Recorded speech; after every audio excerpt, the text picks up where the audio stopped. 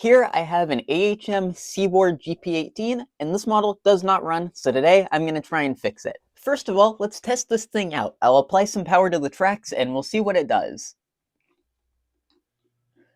And I don't know if you can hear it, but that sounds like it's seized. We'll try the other way. Give it a little wiggle. So clearly there's something that's seizing the drivetrain of this locomotive up. Before we dive into repairs on this model, I want to talk about the thing really quick. I got this one in an eBay lot a few months back, which also contained two other AHM GP18s, one of which we've already worked on, and now we're getting around to this one. Something of note with this particular model is I did have to try and make a new cab roof for it. I am not the greatest at this stuff, but considering the stuff I've done in the past, I think it's pretty good. The roof is a little bit off-center, I don't know if you can see, because I meant to file this side down and forgot about it overnight and just started building the roof, and it turned out like that. So it's a little bit annoying, but it's much better than the thing having no roof at all. So it's time to get to work. Before we go really too far into this, the way you get these shells off is there's supposed to be two screws up here and then a little like clip at the back. But this is something really common with these engines. The posts for the screws here like to strip out really easily. So this side it's clearly missing, and I would suspect that that's probably why. And then on the back, something else common is that these clips on the back will just break off. So that's something of note. That's how you're supposed to take these apart, but typically they break, so in this instance, we just have one screw to remove.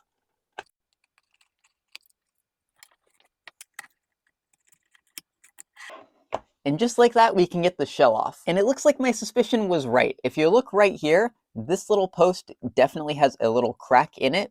It might be a little bit difficult to see on camera, but it's definitely split, so that wouldn't hold a screw in. And the little clip on the back that's supposed to be here is gone.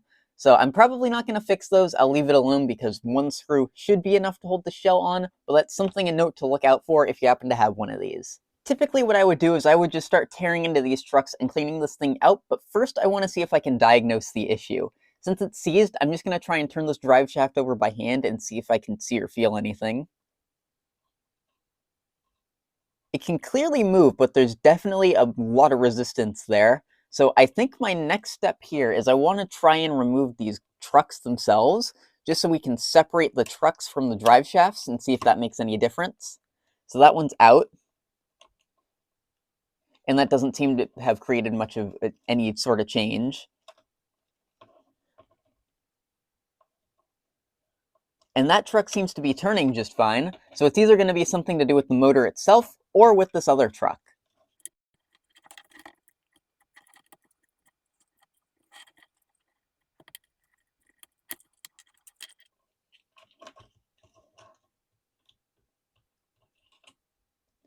And now that that truck is free, the motor seems to be spinning freely. So I'm going to suspect it's something going on with this truck. And I don't know if you can see that, but that's definitely not as free as it should be. So this truck is our issue, and that's where I want to start. Just to make my life less complicated, I've clipped the rear truck back in since we don't have to worry about that one right now. And if you did notice while I was taking this truck out of the model, the bottom plate just came off, as I said they do. That's just what these things kind of do. And it also helps us reduce that it's not the wheels themselves, it's something else in the gearbox up here that's causing our binding.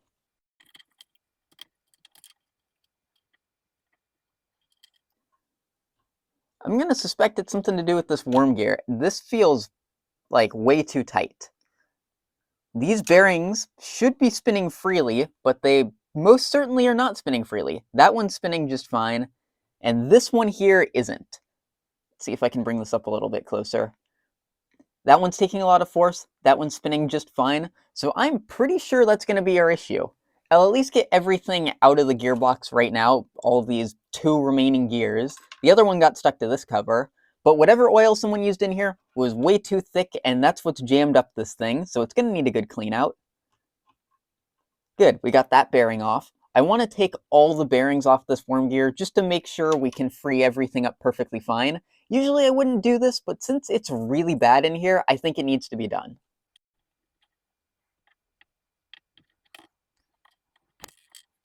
So it's time to start cleaning this truck up, and given the status of all the parts in here, I'm going to suspect it'll take me a little bit.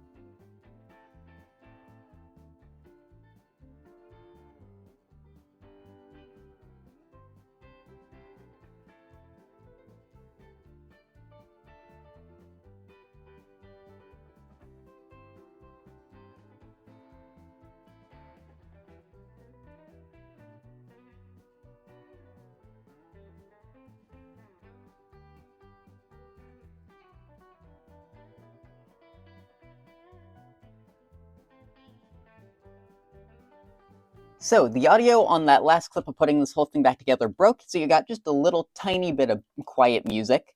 But what I did do is I got everything all cleaned up, and as you can see, now that this is all put back together, the truck itself is spinning freely. The seizing issue we had before should be completely gone. All I really did to clean out the bearings, which the bearings of the worm gear were our issue, is I used some of these little brush picks. They worked really well.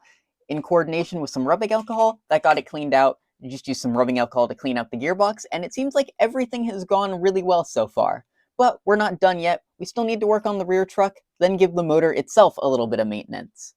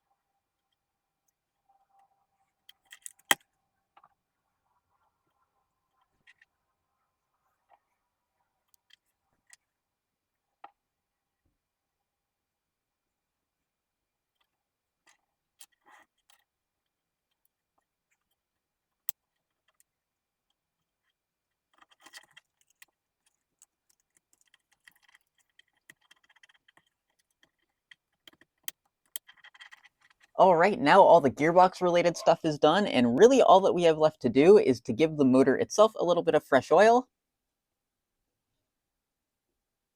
Then I'll go grab my fiberglass pencil really quick and we can clean off the commutator.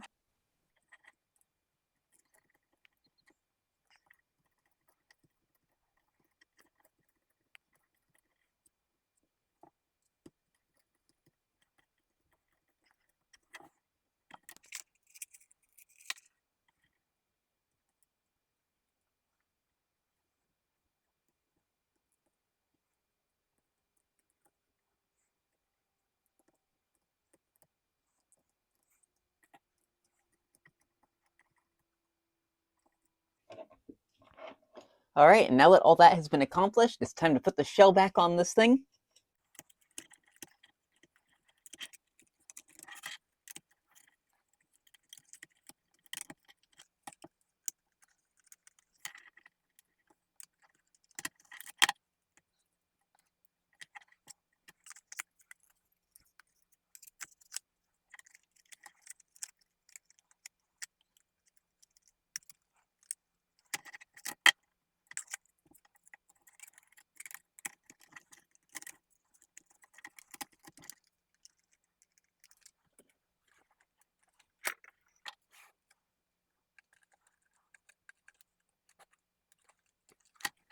So it's just about time to test out this AHM GP18. I did make one little repair after I put the shell back on. I just used a little bit of canopy glue to secure this truck cover since the front of this thing's broken.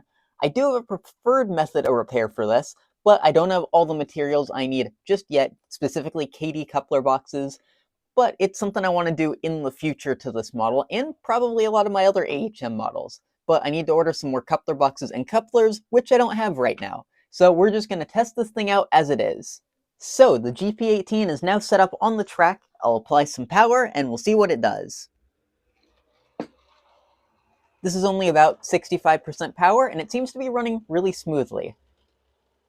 It is a little bit stuttery, but I'm pretty sure a good break-in will help with that. I'll stop this thing and I'll put it in reverse.